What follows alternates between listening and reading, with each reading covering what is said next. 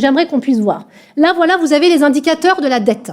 Clairement, aujourd'hui, la dette de la ville, elle a quasiment doublé. Elle a pris 100%.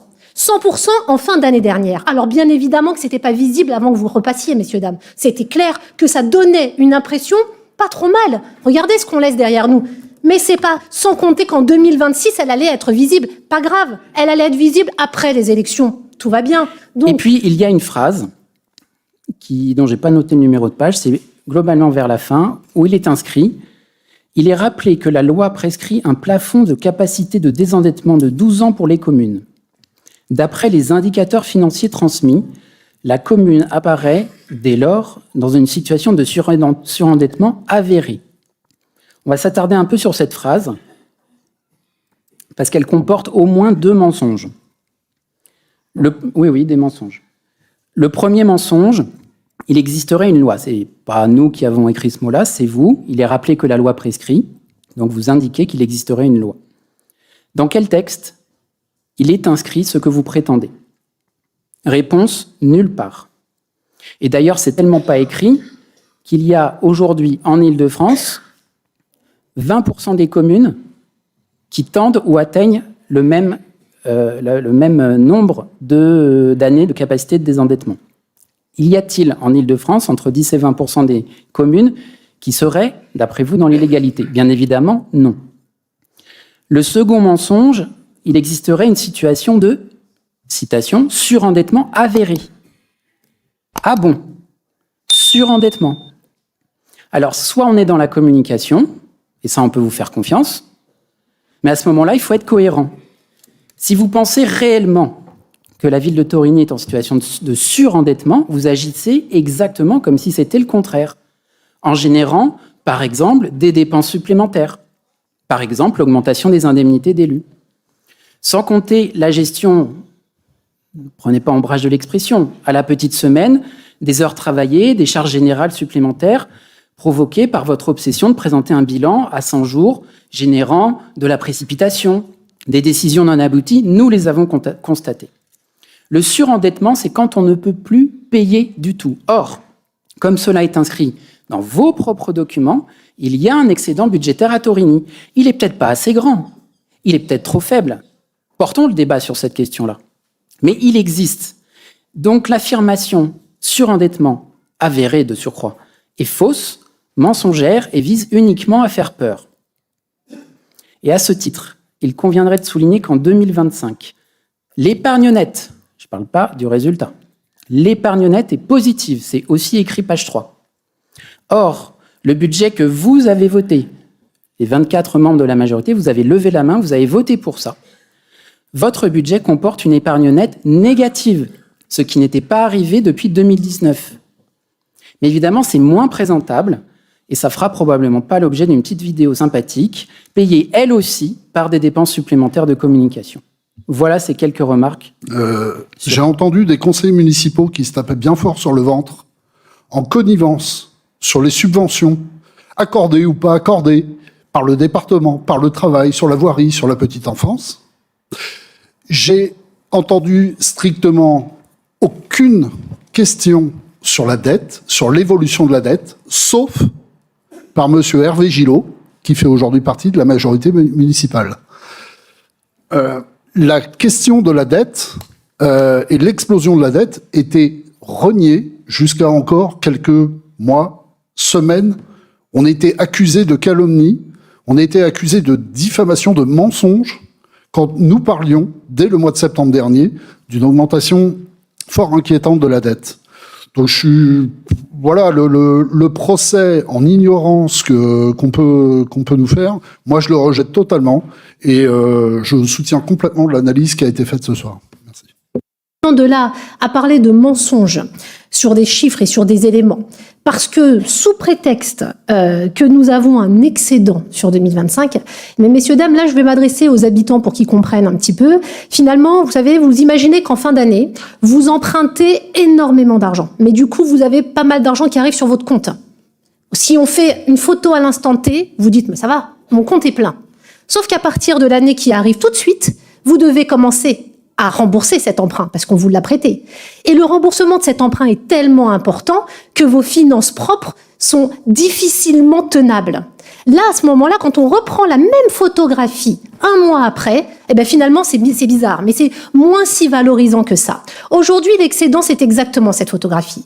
Et essayer de berner les habitants en leur disant, mais regardez, on finit en positif, tout va bien, c'est se moquer du monde. Et là, c'est un mensonge.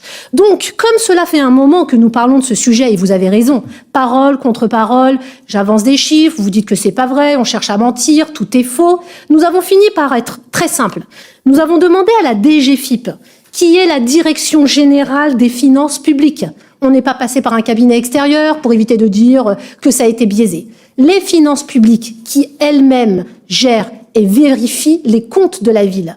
On leur a demandé à eux, s'il vous plaît, faites-nous un état des lieux, clairement. Parce que vous croyez qu'on a envie d'être dans un bilan catastrophique? Vous croyez quel est notre intérêt aujourd'hui de dire que c'est catastrophique? Pour prouver qu'on va rien faire et puis pour la couler douce et dire on fait rien, de toute façon le bilan était catastrophique. Mon intérêt, ça serait de dire mais génial, on avance, on a les clés et en plus on a les moyens de faire les choses. Et bien évidemment que c'est ce type de discours que je préférerais tenir pour les Tauriniens et pour l'équipe qui s'est battue pour être ici et qui a envie de faire avancer sa ville. Donc, mais ce n'est pas le discours qu'on peut tenir, car nous n'allons pas tenir un discours mensonger pour le coup. Nous allons tenir un discours vrai. Et j'aimerais bien justement que tu puisses mettre la santé financière de la ville, donc source des GFIP, ok, je veux bien la slide de d'après. Donc nous avons reçu, voilà, directement, en mairie même, il était installé ici, notre justement responsable de secteur, qui a pu nous faire une analyse fine. Et c'est là où ça va être intéressant. Comme ça, on va voir qui ment et qui n'a pas été capable de voir que c'était catastrophique aussi, parce que ça donnait l'impression que c'était bien. Mais il faut toujours aller au-delà des chiffres et il faut un petit peu creuser ce que nous avons fait. Parce que sans creuser, nous ne pouvons pas faire de budget. Et comme nous sommes des gens responsables, expérimentés, et qu'on n'est pas que dans la théorie, on est beaucoup plus dans la pratique, on sait creuser. Et c'est exactement ce que nous avons fait. Donc j'aimerais qu'on puisse voir. Là, voilà, vous avez les indicateurs de la dette. Clairement, aujourd'hui, la dette de la ville, elle a quasiment doublé. Elle a pris 100%. 100% en fin d'année dernière. Alors bien évidemment que c'était pas visible avant que vous repassiez, messieurs, dames. C'était clair que ça donnait une impression pas trop mal. Regardez ce qu'on laisse derrière nous. Mais c'est pas, sans compter qu'en 2026, elle allait être visible. Pas grave, elle allait être visible après les élections. Tout va bien. Donc, voilà aujourd'hui exactement où nous en sommes. DGFiP, pas ville de Torigny, DGFiP. J'aimerais qu'on passe sur la slide d'à côté. Donc, voilà exactement le document qu'ils nous ont laissé, avec justement cette évolution de la dette, et puis ensuite la capacité de désendettement. Vous avez raison, monsieur Parodi, il n'y a pas de loi qui aujourd'hui interdit de dépasser. Il n'y a pas de loi. Bah alors désolé, il y a une erreur. Il n'y a pas de loi. Par contre, il y a un principe rouge, rouge, rouge, warning, warning, warning, quand vous dépassez un certain nombre d'années, pour éviter qu'une ville s'endette à un point qu'elle ne soit plus capable de payer ses charges. Encore une fois, messieurs, dames, c'est la même chose. Vous avez un salaire, vous avez des charges, vous ne pouvez pas prendre un crédit que vous n'êtes pas capable de solder. D'ailleurs, nous, dans nos ménages, on peut pas être à plus de 30% d'endettement. C'est à peu près ce qui se dit pour s'assurer qu'on soit capable de payer. Là, aujourd'hui, si on regarde en 2024, on était à 8,7. Or, endettement élevé, on était à peu près dans la moyenne. On peut s'auto-satisfaire. Sauf qu'une fois qu'on a les vrais montants qui sortent pile après les élections, facile, on passe d'un coup à plus de 12 ans, 12,6 années. Et là, par contre, on se retrouve dans un surendettement avéré. Alors, est-ce que c'est beaucoup? Oui, c'est beaucoup. J'ai fait un petit message quand même à notre correspondant parce que je me suis dit, mais est-ce qu'on est les seuls? On est 2 villes dans le Nord Seine-et-Marne à être comme ça, 2 villes, d'accord? Et sur 450 communes, il y en a 40 dans le département avec ce niveau de surendettement. Ça veut dire qu'aujourd'hui, lorsque nous l'avons reçu, la première chose qu'ils nous ont dit, alors eux étaient catastrophés par contre, alors peut-être qu'il aurait été intéressant que vous soyez là ce jour-là. Ah bah très bien, ah mais alors j'aurais bien aimé vous entendre. J'aurais bien aimé vous l'entendre dire en fait. Eh bien, très bien. En attendant, vu qu'on parle de mensonges, de solde positif à la fin de l'année, que bilan catastrophique, c'est faux, excusez-moi de vous apporter des preuves matérielles. Comme ça, on va arrêter de discuter et on va lire. Et quand on lit, il n'y a plus. C'est une objectivité totale. J'aimerais qu'on passe sur la... Voilà. Donc, ensuite, là... On fait un rapport d'orientation budgétaire. C'est une obligation. L'équipe précédente vote son rapport d'orientation budgétaire. On se dit, OK, bon, 8 millions, c'est à peu près ça, c'est ce qu'il y avait avant, on s'autosatisfait. Et puis ensuite arrive le véritable emprunt. Et là, voilà la vérité. Donc, on vote un rapport d'orientation budgétaire juste avant les élections, faux. Faux parce qu'on sait qu'on a souscrit l'emprunt. On l'a souscrit, mais on a de la chance, c'est pas encore écrit. Ça sera écrit juste après les élections municipales. Je me permets de finir et je vous redonnerai la parole sans aucun problème pour défendre l'ancienne équipe avec grand plaisir. Ah ben, je sais pas, parce que tout a l'air d'aller bien. Donc, là, aujourd'hui, la réalité, c'est le rouge. Voilà où est la réalité aujourd'hui. Donc, on est à un niveau d'endettement qui est extrêmement compliqué. Et quand on nous demande, mais quel est votre projet? Qu'allez-vous dépenser? Qu'est-ce que vous allez faire? Eh ben, à peu près rien. Parce que vous croyez qu'on est capable, quand on a tout juste de quoi payer ses dettes, s'amuser à inventer un nouveau projet? Et c'est pour ça que, je l'ai déjà dit, il n'y a rien dans notre programme où il est indiqué un projet coûteux. Parce qu'on avait déjà conscience de ce problème-là. Mais vu qu'on essaye de nous faire passer pour des menteurs alors que nous ne sommes pas en campagne, je pense qu'il était intéressant que la DGFiP donne sa propre conclusion. J'aimerais qu'on passe sur la slide après. Donc le surendettement avéré, on l'a vu, on est à 12,6 années. Et ça c'est réel, c'est factuel, c'est hyper objectif. Ce ne sont pas des paroles en l'air. On peut passer à la slide d'après. Donc maintenant, les remboursements annuels des emprunts. J'avais un petit espoir que ça s'améliore. Je me suis dit, bon allez, on a des années difficiles et ensuite ça va être compliqué. 2028, là, vous avez contracté un emprunt avant qu'on arrive, qui doit être remboursé en une fois en 2028. Là, vous avez 1,2 million supplémentaires. Là, je ne sais même pas en 2028 comment on va les sortir. Mais je sais ce que vous allez me répondre. Mais si, on a l'avance de FCTVA qui devrait tomber et grâce à ça, ça va pouvoir rembourser. Donc là, on va prier pour que l'État ne fasse aucune modification sur ses dotations. Et puis, je vous raconte pas à quel point on va prier, parce que c'est compliqué aujourd'hui. Et on sait très bien que l'État passe son temps à baisser ses dotations. Mais non, vous avez fait un pari sur l'avenir. Un pari sur l'avenir nous concernant. Donc, en 2028, voilà, 2,4 millions qu'il va falloir rembourser. Donc là, on va patienter et espérer que cet argent tombe bien de l'État pour pouvoir rembourser cette dette. Encore une fois, elle est avérée, ce n'est pas moi, c'est, encore une fois, la DGFiP. Et il va nous falloir un certain nombre d'années avant de descendre, puisque, tant qu'à faire, vous avez pris des prêts revolving. Génial, un prêt revolving. Quelle ville fait ça? On nous a endettés sur plus de 25 ans. C'est bien. La plupart du temps, les prêts sont un petit peu plus courts. Non, nous, on étale sur 25 ans et comme ça, on se met en difficulté pendant un long moment. Alors, on a étudié quand même également les chiffres avec la DGFiP parce que je leur dis, écoutez, en 2021, ils ont quand même augmenté nos impôts parce qu'on l'a vu passer. On a eu du mal à la faire passer, la pilule.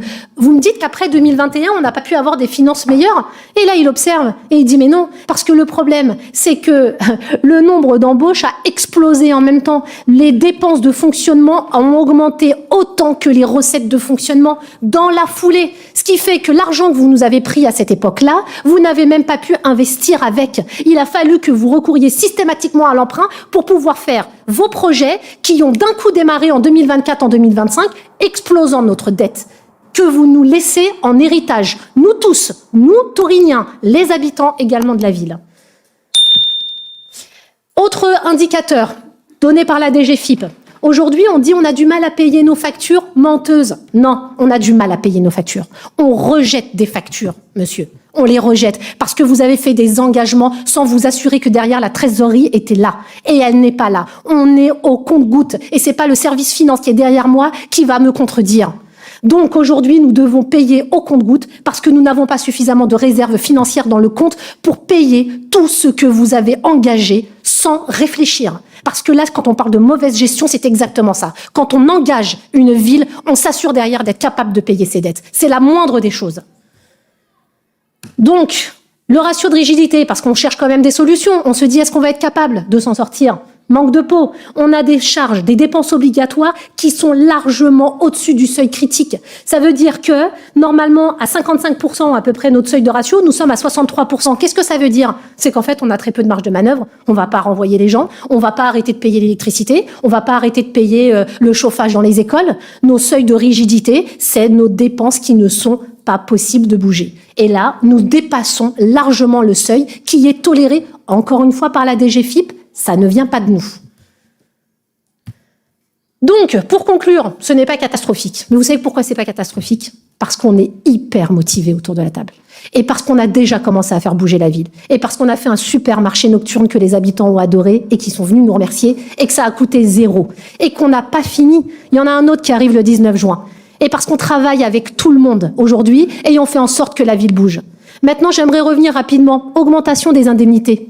Vous écrivez à l'ensemble des associations, oh, on vous a bossé vos indemnités, vos subventions, mais eux se sont augmentés. Quel scandale! Mais quel scandale! Mais quelle honte! On a osé augmenter. On en parle de l'augmentation? 13 000 euros. Très bien. 13 000 euros, maintenant vous allez diviser ces 13 000 euros par 17 personnes. Ça vous fait un chiffre, d'accord? Une fois que vous avez fait ce chiffre, vous le divisez par 12, parce que c'est par an. Et ensuite, le choix politique que nous avons fait, c'est que nous n'avons pas pris de directeur de cabinet, monsieur. J'ai pris un collaborateur de cabinet qui m'aide.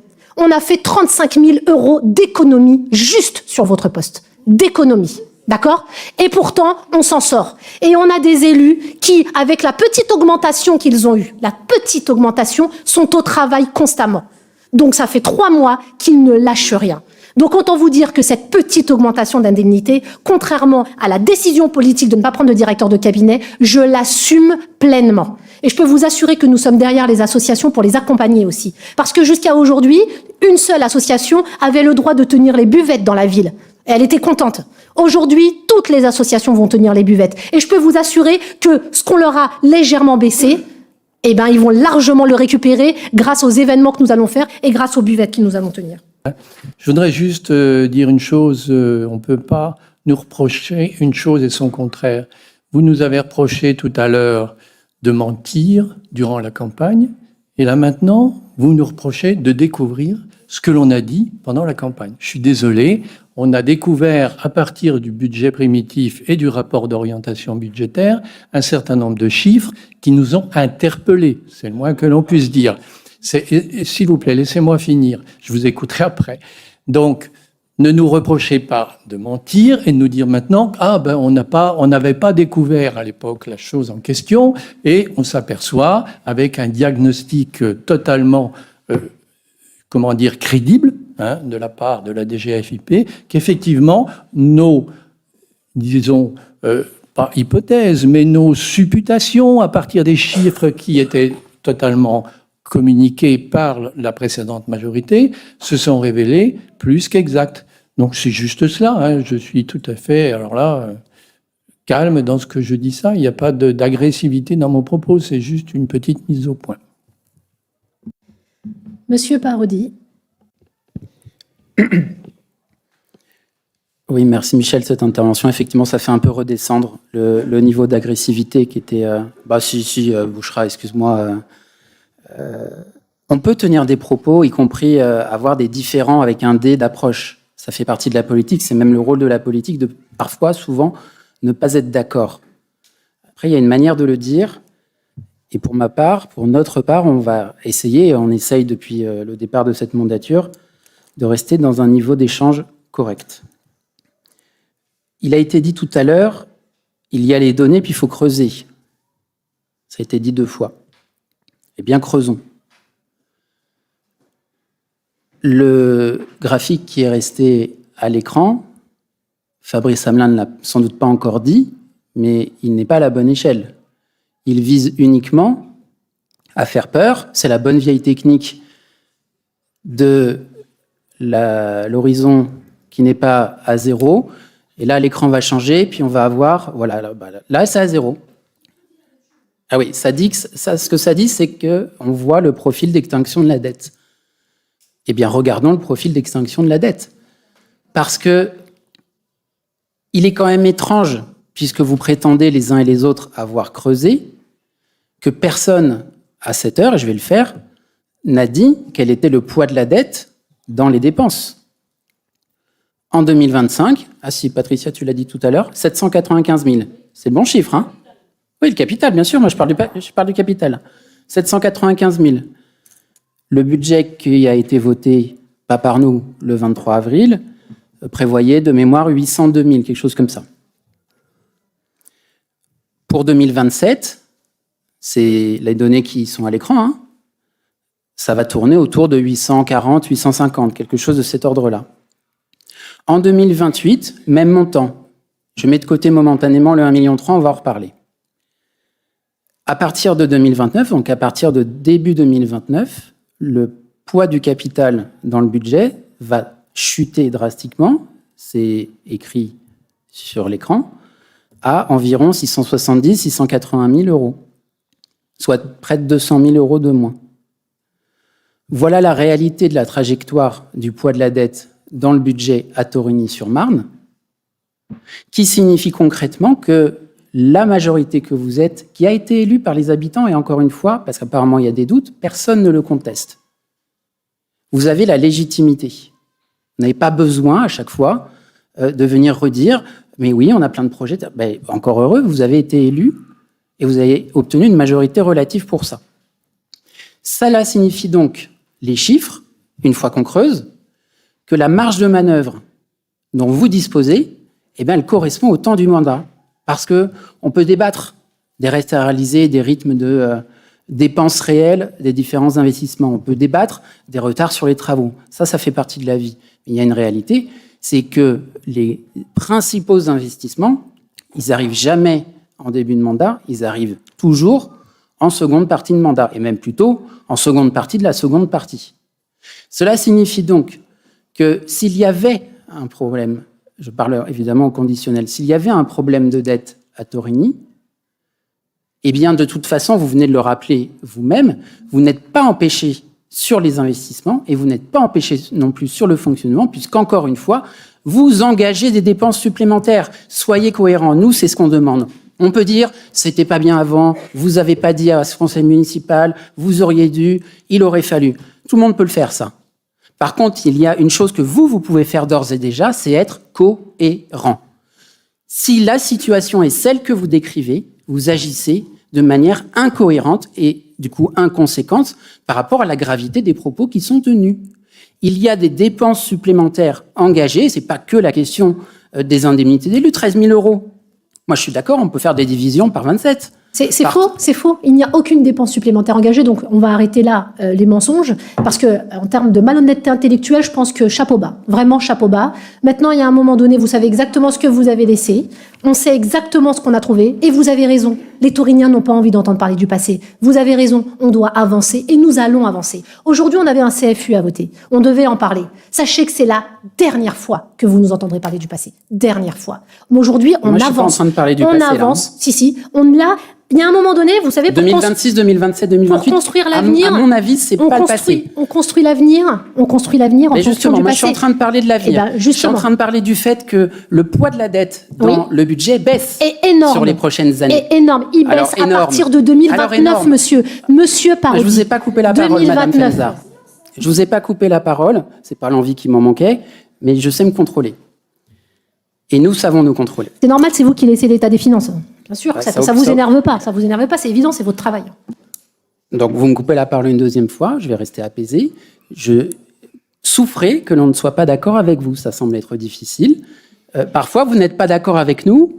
Eh bien, on le vit comme on peut vivre et on essaye de dormir correctement. Le poids de la dette à Torigny baisse. Et d'autre part, 1252, c'est ça? Je me trompe pas, Patricia? Par habitant, c'est ça. C'est le chiffre qui a été inscrit. 12 ans, 12,6 et des poussières. Mais il va falloir m'expliquer pourquoi on fait d'un totem un indicateur. Un indicateur, parce qu'au sein de ces 12,6, il y a l'emprunt à court terme qui a été rappelé tout à l'heure. Donc, est-ce que ça a grand sens de dire on mettrait 12 ans à rembourser tous les emprunts quand il y en a un qu'on va rembourser de toute façon dans les 2 ans? Non, ça n'a aucun sens. Et c'est bien pour ça qu'il faut creuser et pas simplement regarder la façade des choses. Tu as parlé, Patricia, des emprunts revolving. Alors, on l'a dit l'autre fois, revolving, ça fait peur à tout le monde. On a l'impression qu'on fait n'importe quoi avec le gros bonhomme vert. Mais sauf que là, on est dans les collectivités locales, il y a des lois, les choses sont encadrées, il y a un trésorier payeur général, et il y a aussi, ça a été rappelé par mon collègue Jean-Paul Zita, des acteurs qui font pas n'importe quoi. On peut faire quand même confiance 5 minutes aux banques, et personnellement, je porte pas une grande affection au monde bancaire, pour pas prêter à des gens qui peuvent pas payer, ça n'existe pas. Donc, ces fameux emprunts revolving, aujourd'hui, ils ne coûtent pas en capital. Ils ne coûtent pas à Torigny. On rembourse 0. C'est bien pour ça que le poids de la dette dans le budget est stable et va diminuer significativement à compter de la fin 2028. Ça paraît très loin, mais c'est demain. Et donc, ça va vous permettre d'élaborer vos projets d'investissement. Je parle de l'avenir. Vous avez dit, on n'en aura pas. Très bien, on en redébattra le cas échéant. Mais encore une fois, souffrez que l'on vous demande d'être simplement cohérent. par rapport à vos affirmations. Si Mais- la situation est catastrophique, vous ne devez pas générer de dépenses supplémentaires et vous devez même les réduire. Et c'est ce que vous avez promis Merci. en réalité, mais c'est pas ce que vous faites. Merci, Monsieur Parodi, pour Par le conseil. exemple, On va l'appliquer. les on va marchés l'appliquer, vos conseils. nocturnes, Merci. c'est une dépense supplémentaire. Non. Alors c'est très bien. Non, c'est encore faux. Mais merci, Monsieur Parodi, pour vos conseils. On en tiendra compte. Merci. Pourquoi c'est faux? Parce que ça n'a pas coûté plus d'argent. Ah, il y a des, et le personnel qu'installe, on le paye pas. Ah, ben si, mais vous inquiétez Ah, pas, ça donc fait c'est- partie. c'est Il n'y une aura dépense pas de dépenses supplémentaires sur Quand la fin de avant, l'année. il n'y a pas de marché nocturne 6 fois par an, et qu'aujourd'hui, on nous annonce des marchés nocturnes 6 fois par an, c'est une dépense supplémentaire. Ou alors, vous faites travailler les gens gratuitement, ce qui n'existe pas. Très bien, merci beaucoup. Soyez cohérents. Oui, d'accord, merci pour le conseil.